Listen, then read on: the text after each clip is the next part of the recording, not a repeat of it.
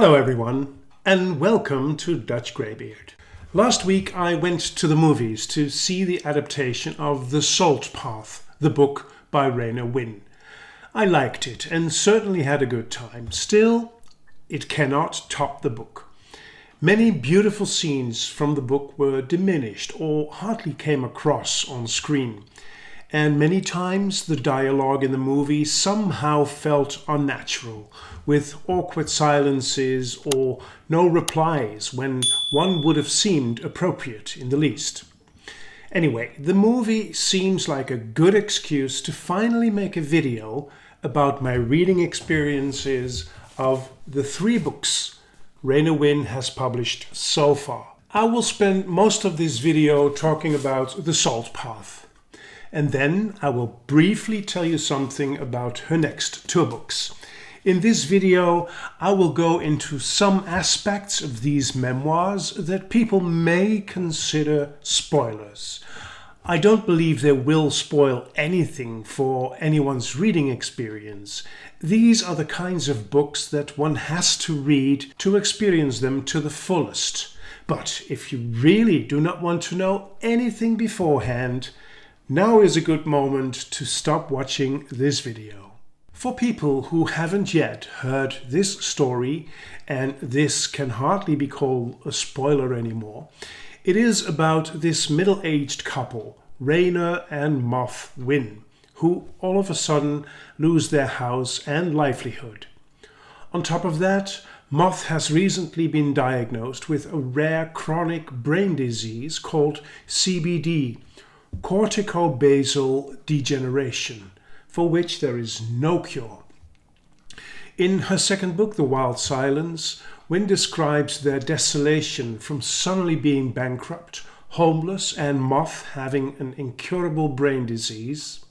As the lights of our life were going out, a doctor sat on the corner of his table and switched off the final lamp. It is early August of 2014, and seeing no other options, they decide on a whim to hike the southwest coast path. This trail in the south of England is 630 miles long, more than 1,000 kilometers. In The Salt Path, the author describes their hardship, despair and hopelessness, as well as their unflinching here and now approach to life. We could walk slowly, put one foot in front of the other, and just follow the map. I desperately needed a map, something to show me the way. There was nothing else to do.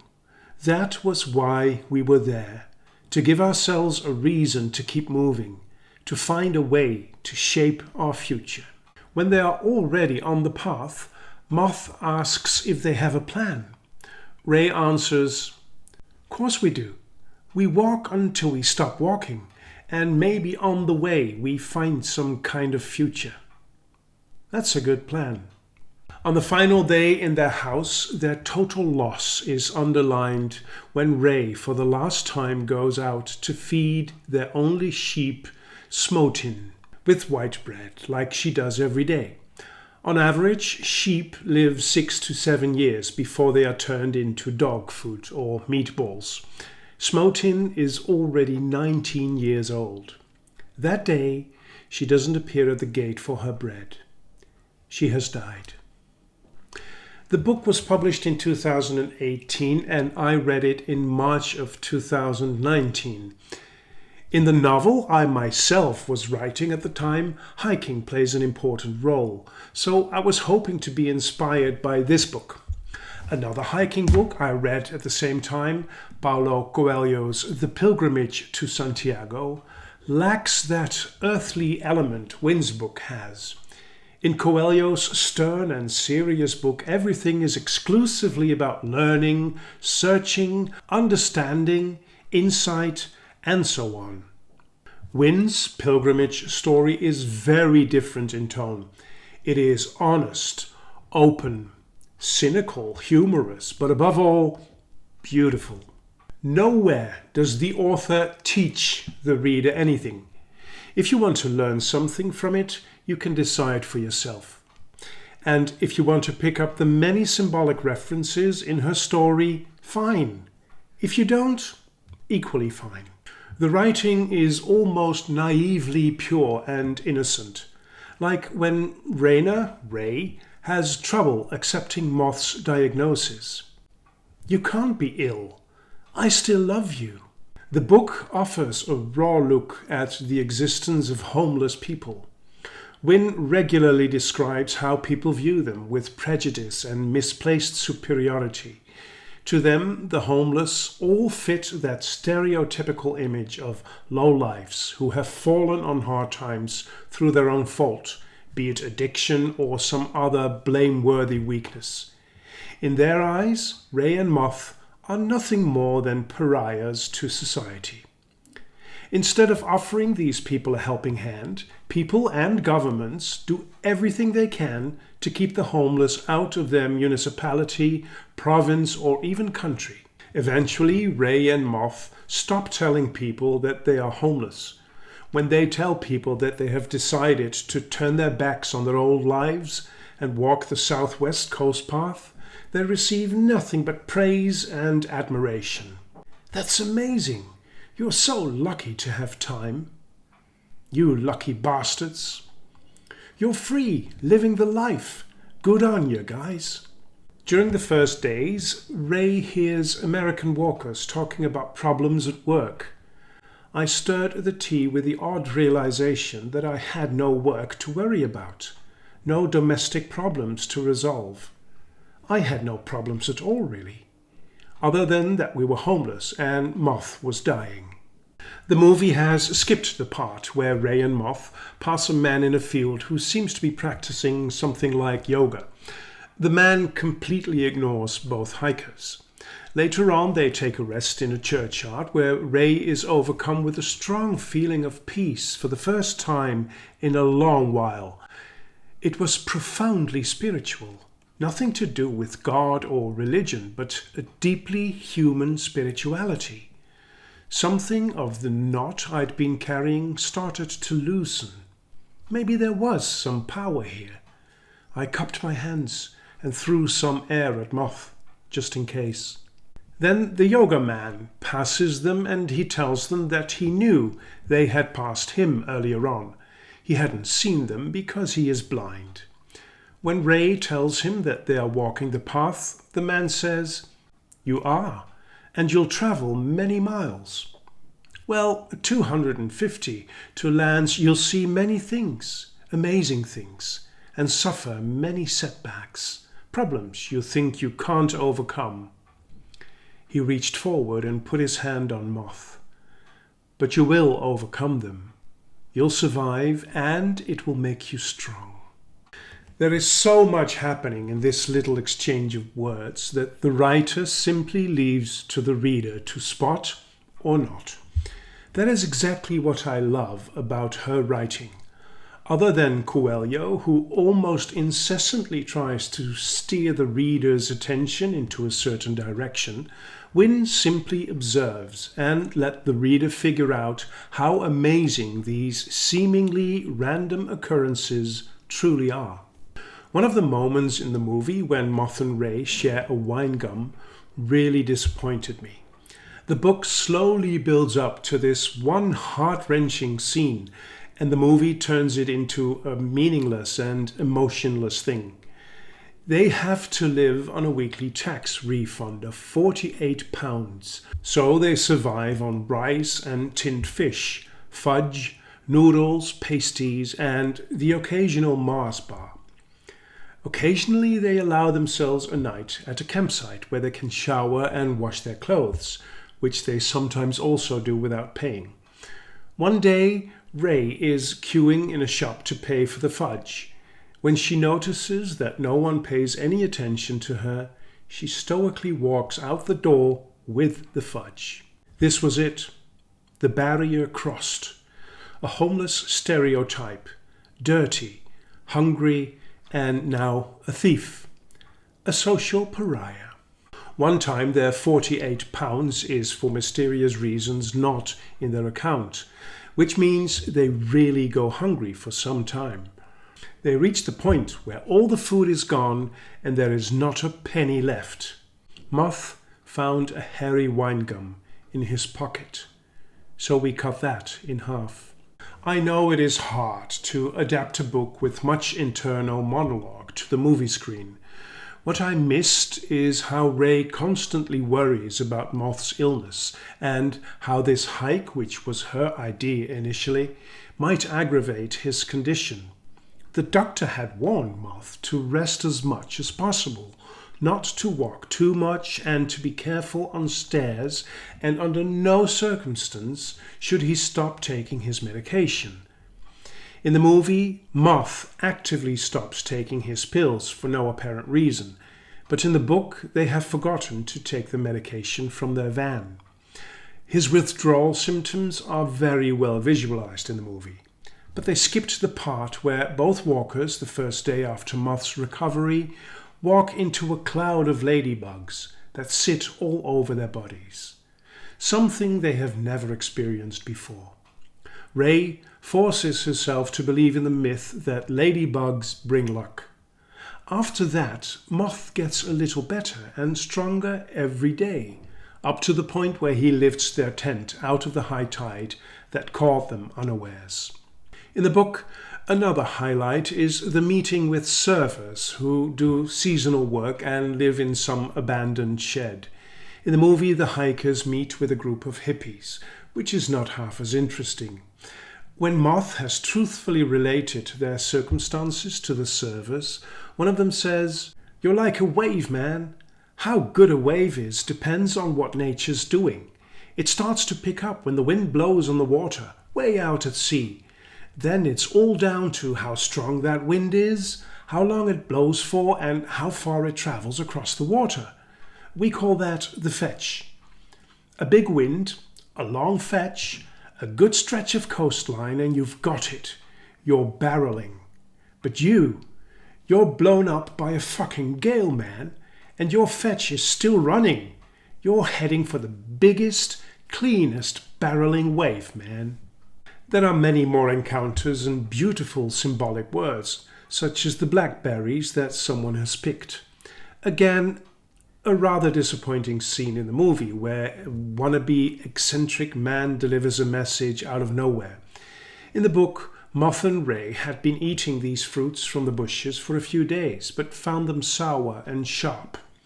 But the berries they eat from his basket taste soft, sweet, rich, and with a slightly salty note at the end. The man explains, "You have to wait until the last moment, that moment between perfect and spoiled. Then you have something that money can't buy and chefs can't create. You can't make them. It has to come with time and nature." Incidentally, Raynor Winn had written the book as a birthday present to Moth, so that he could remember their adventure. This she explains in her second book, The Wild Silence, which I will get to in a minute. She had titled her book Slightly Salted Blackberries, which later on was changed by the publisher. Her dedication in the book for Moth reads, "Don't let go of our path." It is because of their daughter that we all got to read this magnificent book as well. When she had read it, she told her mother that she should send it to a publisher. Up until that moment, this book had been nothing more than a private matter for Raynor Winn. Another moment that they tried to capture in the movie, but only half succeeded in doing, is when at the end a lady stops to look at Moth and Ray. She tells them that the hikers have the look. Again, in the movie, it seems like a random meeting with some words without any connotation. At several places, the book alludes to this special moment where the couple slowly but gradually comes to terms with the complete 180 turn the universe brought upon them. From the absolute shock of losing everything to finding a new life on the southwest coast path with a tent as their new home, and the random meetings with people, and Moth losing his so-called medication, and getting stronger and healthier, completely against all his doctor's advice. They almost imperceptibly fall into their new groove and they thrive at it. No house, no money, but alive and taking each new day as it comes. In the movie, this moment seems again to come out of nowhere and keeps hanging in mid-air somewhat. In the book, there's a build-up that only the people who have read it will understand. In the book, the lady passing them tells them, "You have the look." The look? It's touched you. It's written all over you. You felt the hand of nature. It won't ever leave you now. You're salted. People fight the elements, the weather, especially here. But when it's touched you, when you let it be, you're never the same again. This, at the end of more than 250 pages of loss, hardship, hopelessness, is an apotheosis I certainly did not experience watching the movie. Just before they leave the path, it dawns on Ray. A new season had crept into me, a softer season of acceptance. I was a part of the whole. I didn't need to own a patch of land to make that so. I could stand in the wind, and I was the wind. The rain, the sea, it was all me, and I was nothing within it. The core of me wasn't lost, translucent, elusive, but there, and growing stronger with every headland. Also, the significance of the peregrine falcon that appears a couple of times in the movie remains elusive. When in early October Moth and Winn arrive in Polruan, the weather has gotten cold and they have no idea how they will spend the winter. An old man points out a peregrine falcon to them. "She's been here for a few weeks. Beautiful, ain't she? Not been here before, she haven't. No, she's new. Have you seen her before? I haven't." At that point, their friend Polly offers them shelter in a modest cottage during the winter months. In return, Moth plasters and fixes the whole cottage, while Ray gets a job with the sheep shearers. Moth comes up with a plan to study, for which he can get a scholarship. 2.5 months before the start of his first term, they decide to walk that part of the path that they hadn't gotten around to the year before. This time they start in the northeastern part of the trail in Poole and walk south towards Polruan. Just before they arrive in Polruan and having no clue what to do after that, they have another unusual and fateful encounter. A woman offers them a flat to rent in Polruan, where their new future Moth's studies should take shape, close to the coastal path where they have rediscovered their new life. "We had the first month's rent. We had noodles in the pack and a student loan coming in a few weeks, and a roof. Could life be any better than that? It can't be a coincidence that we'll be living where our path ends. Not just now, but last year too. It has to be fate." When they finally arrive in Polruan, walking excruciatingly slow because they don't want it to be over, they see the peregrine falcon again. The old man they met last year walks towards them. "She's been back a week now. She'd gone the same day you were last year. Knew you were coming, that she were bringing you back. It's a sign, innit?" What an incredibly beautiful and valuable book. In 2019, the year I read The Salt Path, I read 35 books in total. Among them are the first 2 books in Philip Pullman's Book of Dust, 10 of the Anastasia books by Vladimir Maigre, and a couple of thrillers by Peter May that are set on my favourite Scottish island, Lewis Harris. If I had had a book channel on YouTube back then, I'm positive that The Salt Path would have been my book of the year. With the revelation of The Salt Path, Raynor Winn instantly became an automatic author for me. When The Wild Silence was published in September of 2020, I immediately bought the hardcover, not my favorite book format. I read the book in December. It is written in the same high-quality language style and almost casual symbolism that Winn used in her debut. It shouldn't come as any surprise that the story is less pressing, less urgent. Their new quest is about trying to give direction to a new life. Living in a small apartment in Polruan after their big walk, Ray can find no peace. She lies awake every night and regularly goes outside into the fresh air. In a space between worlds, at a time between years, in a life between lives. I'm lost, but here, at least for a moment, I'm found. Ray has never felt at home with people or groups her entire life. She feels at home only in nature, with which she is intimately connected. It was all one. The earth, the grass, the you, me, the clouds. Just one huge whole, one cycle of completeness. I wasn't on the earth, but of the earth. When her mother suffers a brain hemorrhage, she keeps vigil with her in the hospital. Eventually, she has to make the impossible decision to turn off the artificial respiration. Her memory returns to the early days of her relationship with Moth and their first long walks. The moment he entered my life, he had filled it to the brim. The constant threat of Moth's illness is intensified when his memory starts to fail. Without him present, conscious, aware, my life would have no direction. I would be lost in a darkness I might never find my way out of. His fading memory was opening a bottomless box of loss into which all the memories of our long life together would slowly be drawn. I shut the lid on it quickly. Not today, not any day. When she tells Moth about the slightly salted blackberries described in the salt path, he says he doesn't remember it.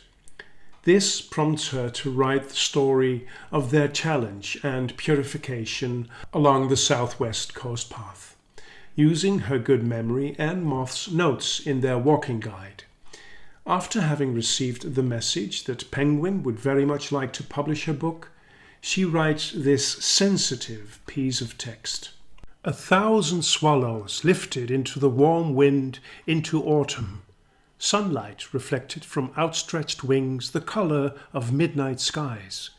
As the air cooled and the number of insects lessened, the birds simply faced south and let go of the land, disappeared into the white light of distance, beyond hope or faith. Instinct is our word, not theirs. They simply spread their wings and trust the air.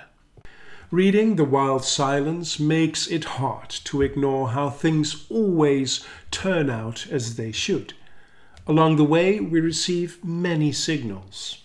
It's hard to spot a fork in the road of life, harder still to make a deliberate choice which way to go.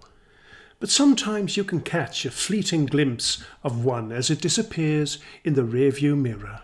Winn never emphasizes that there is a fork in the road, but in retrospect, they all appear to be included in her story. The publication of The Salt Path suddenly brings her a lot of attention, not to mention the royalties. Their financial problems are over. The book describes other forks in the road Ray and Moth encounter, which, in retrospect, are simply amazing. Winn's language is very well groomed, starting on the very first page, where she describes her unrest after they have completed their big hike. I could feel the pull of the coast in both directions, and as I stretched my arms wide and blended into the unseen, craggy, well-known shapes, my exhaled breath became the wind, as did I. Their hike in Iceland, which forms the latter part of this book, gives the reader many beautiful sentences. Carved by millennia of snow, ice and rain, the valley ran like a river of shale between mountains of mysterious colors. Sunlight, catching the peaks of luminous peach, sand and green. The Wild Silence is a monumental book. As in 2019, I read 35 books in 2020. Some Arthur C. Clarke, some Isaac Asimov, some Haruki Murakami, and some Neil Donald Walsh. His third book, In the Conversations with God, would probably have made my book of that year, although it could just as well have been The Wild Silence.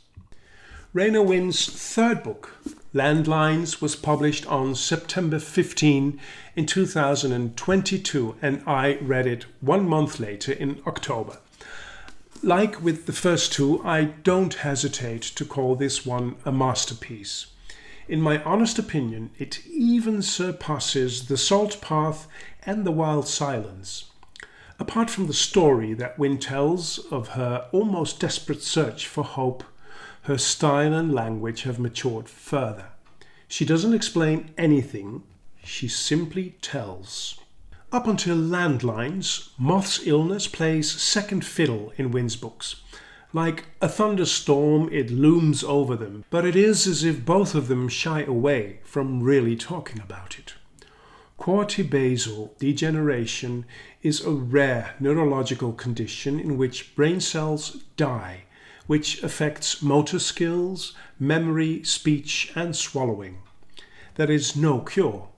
Like many Parkinson's-related conditions, it has only one course: deterioration until death follows. This threat is certainly present in her debut, but mainly as something that will make itself heard in the future.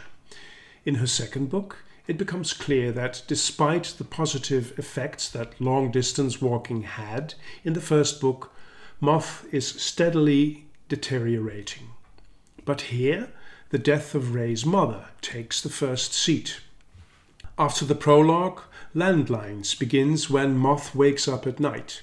He cannot breathe, and the left side of his body is paralyzed. He has to crawl to the toilet. Moth believes that this is the end, but Ray disagrees. No, it won't happen to you. It's just a moment. It'll pass. For fuck's sake, Ray, listen to me. I can't keep fighting. Won't you just listen to me? It seems that the disease he has been fighting for so long was wrapping its powerful arms around him, no longer just hugging him, but tightening its grip and beginning to squeeze. Everything the author writes matters. The first page of the book describes the couple hiking on a mountain during a heavy rainstorm. Ray doesn't dare to move, afraid of losing her balance and falling into the abyss next to her. Yet, just for a moment, as I look up, I can see another world, a world of blue sky, where a hooded crow glides silently beneath slow-moving clouds.